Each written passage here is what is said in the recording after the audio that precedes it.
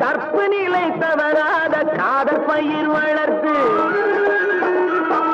கண்ணியர்க்கும் காளையர்க்கும் கட்டுப்பாட்டை விதைத்து கற்பு நிலை தவறாத காதற் பயிர் வளர்த்து அன்னை தந்தையானவர்க்கு தம் பொறுப்பை விதைத்து பின்வரும் சந்ததியை பேடும் முறை வளர்த்து இருப்பவர்கள் இதயத்திலே